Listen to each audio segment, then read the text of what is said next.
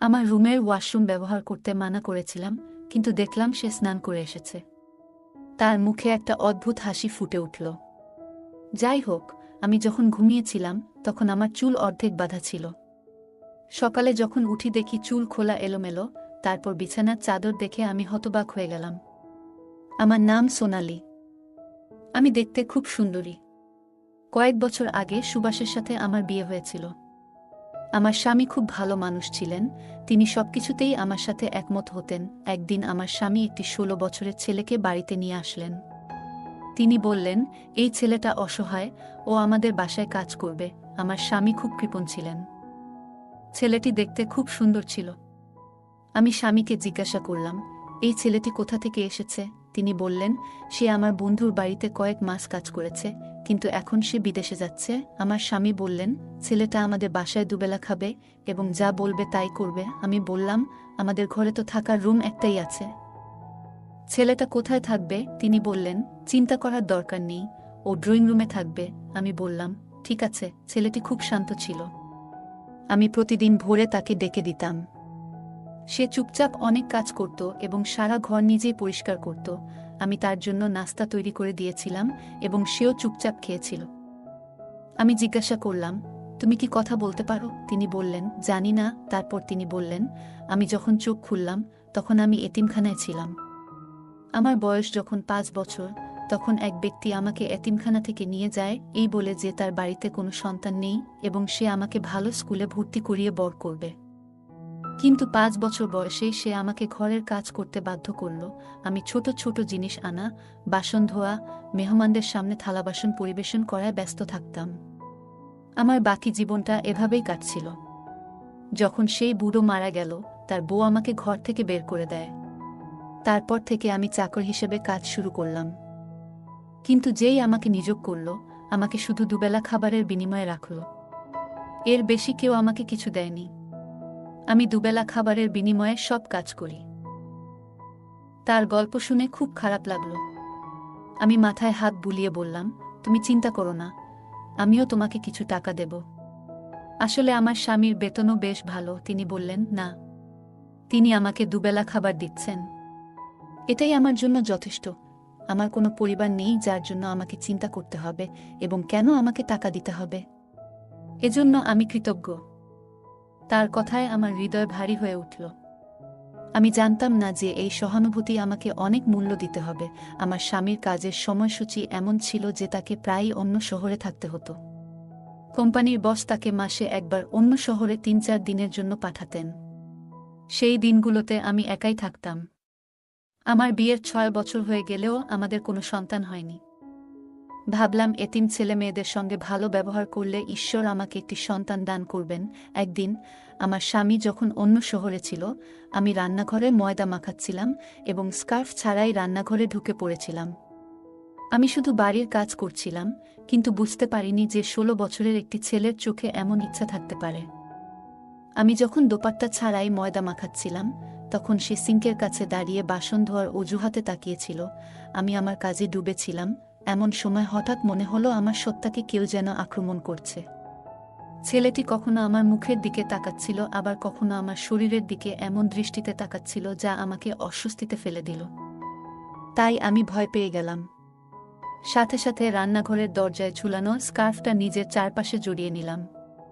ময়দা প্রায় গুঁড়ো করে ফেলেছিলাম, সেটি একটি বাক্সে রেখে ফ্রিজে রাখলাম এবং তৎক্ষণাৎ রান্নাঘর থেকে বেরিয়ে এলাম। আমার বিছানায় বসে ভাবতে লাগলাম, কেন এই ছেলেটি আমার দিকে তাকিয়ে আছে। তবে আমি নিজেকে আশ্বস্ত করলাম যে হয়তো এটা আমার মায়া হতে পারে। কেন এমন ভালো বাচ্চা আমাকে খারাপ চোখে দেখবে? এটি মহিলাদের প্রকৃতিতে দেওয়া হয়েছে যে তারা তাদের প্রতি নির্দেশিত ভুল অনুভব করেন, কিন্তু আমি এটাকে উপেক্ষা করলাম কারণ সে ১৬ বছরের ছেলে। আমি ভাবিনি যে সে এমনভাবে তার অসহায়ত্বের গল্প বর্ণন করতে পারে। কিছুক্ষণ পর ঘর থেকে বেরিয়ে দেখলাম সে সোফায় বসে আছে। রাতের খাবার খেয়ে সে বলল, ম্যাডাম, বাইরে খুব ঠান্ডা। আমি বললাম, তোমার খারাপ না লাগলে, তুমি তো ঠিকই বলছো। শরতের ঋতু শুরু হয়ে গেছে। সে বলল, আমি কোথায় ঘুমাবো? আমার একটি রুম আছে যেটা আমি আমার সেলাইয়ের জন্য ব্যবহার করি। সেখানে সেলাই করার জিনিসপত্র আর একটি মেশিনও আছে। আমি বললাম, তুমি আমার জিনিসপত্রে হাত দিও না। সে বলল, আমি তোমার রুমে মেঝেতে ঘুমাবো। এটা শুনে আমি চমকে উঠলাম, কিন্তু মনে হলো মেঝেতে বিছানা পেতে সে থাকতে পারে। আমি এখনও আমার শীতের জামাকাপড় বের করিনি, কিন্তু তার মুখে এক অদ্ভুত আনন্দের ছাপ দেখলাম, যেন সে খুব খুশি হয়েছে। তার বিছানাটা তুলে আমার রুমে মেঝেতে বিছিয়ে দিলাম। ঘুমানোর আগে আমি রুমের আলো নিভিয়ে দিলাম এবং ধীরে ধীরে গভীর ঘুমে তলিয়ে গেলাম। সকালে যখন আমার চোখ খুলল, মাথাটা খুব ভারী লাগছিল, হয়তো অতিরিক্ত ঘুমের কারণে। ঘড়ির দিকে তাকালাম, সকাল ৮টা বেজে গেছে। সাধারণত আমি সকাল ৬টায় ঘুম থেকে উঠি, কিন্তু আজ মনে হলো যেন অনেক ঘুমিয়ে ফেলেছি। তখনই আমি ওয়াশরুম থেকে পানি পড়ার শব্দ শুনতে পেলাম। বিছানার নিচে তাকিয়ে দেখলাম ছেলেটির বিছানা নেই, অর্থাৎ সে উঠে আমার ওয়াশরুমে ঢুকে গেছে। এমন স্মার্ট ছেলেটি আমার অনুমতি ছাড়াই ওয়াশরুম ব্যবহার করছে দেখে আমি হতবাক হয়ে গেলাম। আমার রুমের ওয়াশরুম ব্যবহার করতে মানা করেছিলাম, কিন্তু দেখলাম তিনি স্নান করে এসেছেন। তার মুখে একটা অদ্ভুত হাসি ফুটে উঠল। যাই হোক, আমি যখন ঘুমালাম তখন আমার চুল অর্ধেক বাঁধা ছিল। সকালে যখন আমার স্কার্ফ তুলতে গেলাম, বিছানার চাদর দেখে আমি হতবাক হয়ে গেলাম। যদিও আমি কোণে ঘুমাতাম, চাদরের অবস্থান দেখে মনে হচ্ছিল যেন কেউ সেখানে শুয়েছিল। রুম থেকে বের হয়ে বললাম, শোনো, আমি এখন পর্যন্ত তোমার নাম জানি না। সে বলল, হ্যাঁ ম্যাডাম। আমি জিজ্ঞেস করলাম, তুমি রাতে কোথায় ঘুমিয়েছিলে? আমার প্রশ্নে তার মুখ ফ্যাকাশে হয়ে গেল। সে বলল, ম্যাডাম, তুমি মাটিতে শুয়েছিলে। আমি কিছু বললাম না, শুধু তাকে চলে যেতে বললাম।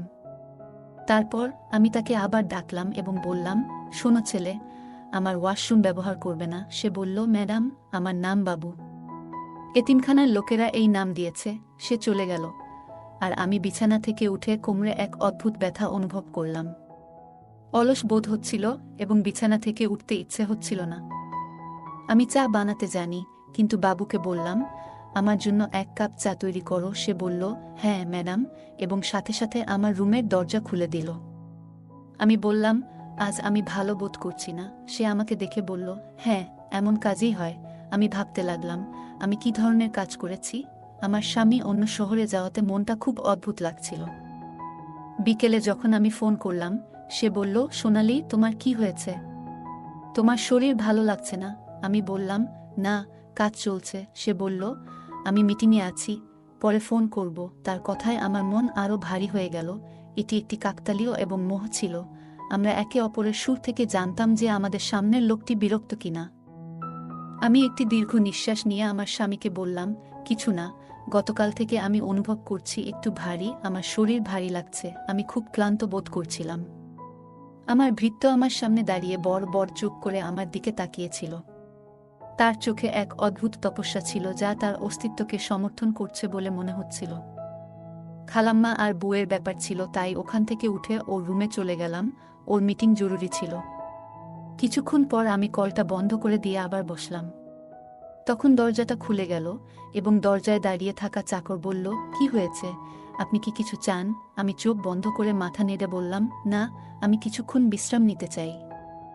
আমি আমার চোখ বন্ধ করে অনুভব করলাম যেন তিনি দরজার কাছে দাঁড়িয়ে আমার দিকে তাকিয়ে আছেন। পরের মুহূর্তে তিনি ঘাবড়ে গেলেন এবং তার মুখ গম্ভীর হয়ে গেল। সে বলল, আমার মনটা ভালো নেই, তাই তোমার মাথায় মালিশ করতে চাই। আমি খুব ভালো করে মালিশ করি। আমি তাকে প্রত্যাখ্যান করলাম এবং বললাম, তেজপাতা দিয়ে 1 কাপ চা নিয়ে আসো, হয়তো আমার মাথা ব্যথা সেরে যাবে। সে মাথা নেড়ে সেখান থেকে চলে গেল। কিছুক্ষণ পর চা নিয়ে হাজির হলো। চা পান করার সময় মনে হলো সে অনেক পাতা ফেলেছে, তবে আমি চা পান করার সাথে সাথেই আমি আরাম অনুভব করতে লাগলাম। তাই আমি খুব তাড়াতাড়ি ঘুমিয়ে পড়লাম। শুয়েছিলাম, কেউ আসেনি, কারণ এই চাকরের প্রতি আমার পূর্ণ বিশ্বাস ছিল। যাই হোক, সে আমার উপস্থিতিতে পুরো বাড়ির যত্ন নিয়েছে। আমি যখন ঘুমালাম তখন রাত 9টা বাজে। যখন ঘুম ভাঙল তখন ক্ষুধার জ্বালায় ঘরটা আলোয় নিমজ্জিত ছিল। যাই হোক, আমার অবস্থা খারাপ হতে থাকল। 1 কাপ চা খাওয়া শেষ করে যখন বেরিয়ে এলাম, তখন চাকরটি আমাকে দেখেই বলতে লাগল, ম্যাডাম, আপনি কি ভালো আছেন? আপনার জন্য খাবার রেডি করব। সে আমার জন্য অপেক্ষা করছে বলে মনে হলো। আমি বললাম, তুমি আমাকে জাগিয়েছ, তুমি ঘুমাচ্ছ না কেন? আমার মন্তব্যে তিনি একটু হাসলেন এবং আমার দিকে মনোযোগ দিয়ে তাকিয়ে বললেন, আপনি এত সুখে ঘুমাচ্ছিলেন শান্তিতে। আমি একজন চাকর, আমি কে যে আপনার ঘুমের ব্যাঘাত ঘটাবো। তাকে এত সুন্দর দেখাচ্ছিল যে আমি তার কথা শুনে চমকে উঠলাম এবং জিজ্ঞেস করলাম, ওহ মিস্ট্রেস, আপনি এত শান্তিতে ঘুমাচ্ছিলেন? আমি একজন চাকর, আমি কে হব যে আপনার ঘুমে ব্যাঘাত ঘটাবে? যাই হোক, আমি ঘরের সব কাজ সেরে ফেলেছিলাম এবং এমন অনেক কাজ ছিল যা আপনাকে ঘুম থেকে ওঠার পর করতে হবে। তাই ভাবলাম আপনি ঘুমাচ্ছেন আর আমি আপনার জন্য খাবার রান্না করব। তার হাতে তৈরি খাবার খুব সুস্বাদু ছিল এবং সে দূরে দাঁড়িয়ে দেখছিল। আমি তাকে সামনের চেয়ারে বসতে বললাম। একই সময়ে আমার স্বামী ফোন করলেন আর আমি তার সাথে একটানা 2 ঘন্টা কথা বলতে লাগলাম। সেই সময়ে আমার চাকরটি ঘরের বাইরে অপেক্ষা করছিল। 2 ঘন্টা শেষে সে এসে বলল, কতক্ষণ তোমার স্বামীর সাথে কথা বলতে হবে? আমার ঘুম পাচ্ছে। আমার স্বামীও ফোনের ওপাশ থেকে জিজ্ঞেস করলেন, চাকর কোথায় ঘুমাচ্ছে? আমি তৎক্ষণাৎ বললাম, কিছু না, বাইরে ঠান্ডা অনেক বেড়েছে, তাই এখন বাসার ভেতরে ঘুমাচ্ছে। গত রাতেও আমার রুমে একই বিছানায় শুয়েছে। এই কথা শুনে আমার স্বামী কিছুক্ষণ চুপ করে রইলেন, তারপর বললেন, তার ওপরে ওঠার দরকার নেই, তাকে বলো বাইরে আশ্রয়ে শুতে, এখন তেমন ঠান্ডা নেই, নইলে অন্য ঘরটা খালি করে দাও। আমি বুঝতে পেরেছিলাম যে আমার স্বামী ঘুমাতে যাবেন, তাই তার সাথে কথা শেষ করে আমি চাকরকে পরিষ্কার করে বললাম, তুমি এখানে লজে আছো, তোমার বিছানা কোণে বিছিয়ে ঘুমাও, আমি তোমাকে আমার ঘরে রাখতে পারবো না। তিনি একটি দীর্ঘ নিঃশ্বাস নিয়ে বললেন, ঠিক আছে, আমি তোমাকে আমার উপপত্নী মনে করি, কিন্তু তুমি আমার উপর এতটুকু প্রভাব ফেলছ। এটা শুনে আমার লজ্জা লাগলো। আমি বললাম, এমন কিছু নেই, তুমি এখানে লজে ঘুমাতে পারো। যাও, সকালে ঘুম থেকে উঠে নাস্তা তৈরি করতে হবে। এই বলে আমি আমার রুমে চলে গেলাম। এত ঘুমানোর পরও যখন আলো জ্বালালাম এবং পড়তে বসলাম, ঘুমটা আবার আমাকে আলিঙ্গনে নিতে শুরু করল। আমি ভাবছিলাম আমার স্বামী আমার পাশেই আছেন, কিন্তু যখন চোখ খুললাম দেখলাম আমার স্বামী বাড়িতে নেই। যা দেখলাম তা দেখে আমি হতবাক হয়ে গেলাম, কারণ চাকরটি আমার ঘর থেকে হাঁটছিল এবং তার শার্টটি নিঃশব্দে তুলে নিচ্ছিল। আমি হতবাক হয়ে গেলাম। যা বুঝলাম তা হলো আমার গুজবাম্প ছিল। আমার অস্তিত্ব ছিন্নভিন্ন হয়ে গেল। পরিষ্কার যে আমার 5 বছর বয়সী চাকর আমার সাথে কিছু ভুল করেছে। আমি তৎক্ষণাৎ আমার ঘরটি ভিতর থেকে বন্ধ করে দিলাম। এরপর আমি আর ঘুমাতে পারলাম না। একটা 16 বছর বয়সী ছেলে কিভাবে এমনটা করতে পারল তা ভেবে পাগল হয়ে গেলাম। পরদিন সকালে চাকরটি এল না। আমি রুম থেকে বেরিয়ে এলে সে অদ্ভুত দৃষ্টিতে তাকাচ্ছিল। আমি তাকে সম্পূর্ণ উপেক্ষা করে নিজের ঘরের কাজ করতে লাগলাম। আমি লক্ষ্য করলাম ছেলেটি কেবল বয়সে ছোট নয়, কিন্তু অভিজ্ঞতা এবং চেহারার দিক থেকে সে ক্ষুধার্ত নেকড়ের মতো দেখাচ্ছিল। আমি যখন ঘুমাতে গেলাম তখন আমি সেই ছেলেটিকে আমার ঘরে ঢুকতে দিইনি, যার ফলে আমি সারা রাত সজাগ ছিলাম। সে বলল, ম্যাডাম, আপনার এয়ার ফ্রেশনার আনুন, আমি রুমে স্প্রে করব। কিন্তু কিছু ভেবে আমি তাকে প্রত্যাখ্যান করে বললাম, আমি নিজেই স্প্রে করব, তুমি চলে যাও। সে কিছু ভেবে জায়গা ছেড়ে চলে গেল।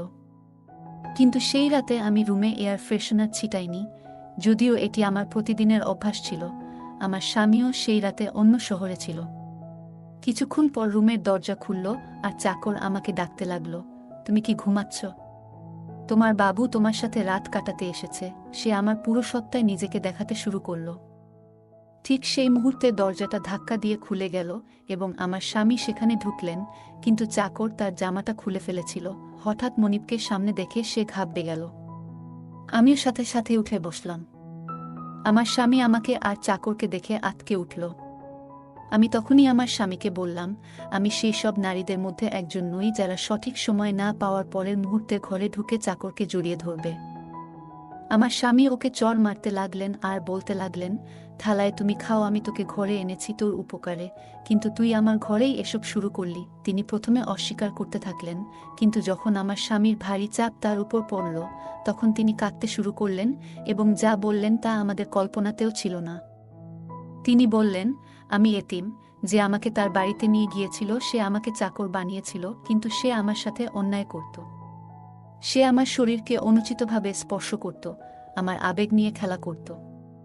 আমি তার চাকর ছিলাম এবং আমাকে নবাবের মতো মারধর করত এবং হুমকি দিত। তিনি আরও বললেন, সে আমাকে এই কাজটি করতে বলেছিল এবং আমি করতাম।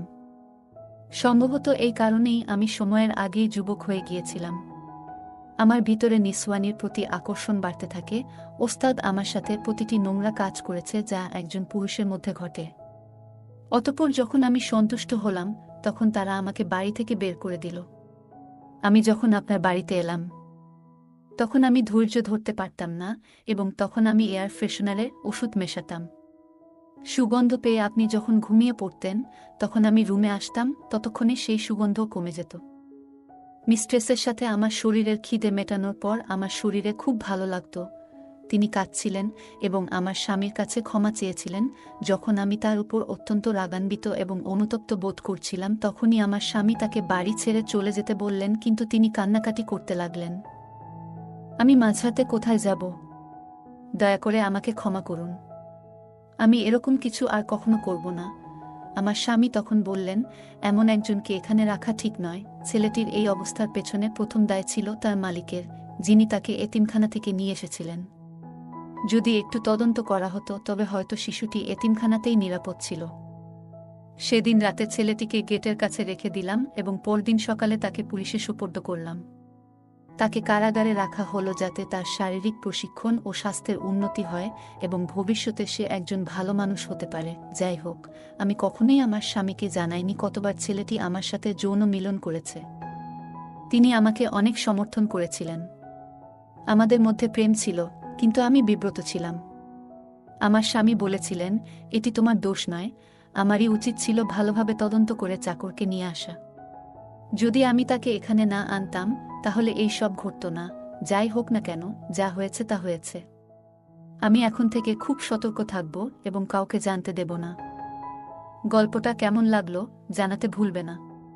তোমাদের সাথেও কি এমন কোনো ঘটনা ঘটেছে? যদি ঘটে থাকে কমেন্ট জানাতে ভুলবে না। আরও মজার মজার রোমান্টিক গল্প শুনতে চাইলে ভিডিওটি লাইক, শেয়ার এবং চ্যানেলটি সাবস্ক্রাইব করতে ভুলবে না। ধন্যবাদ।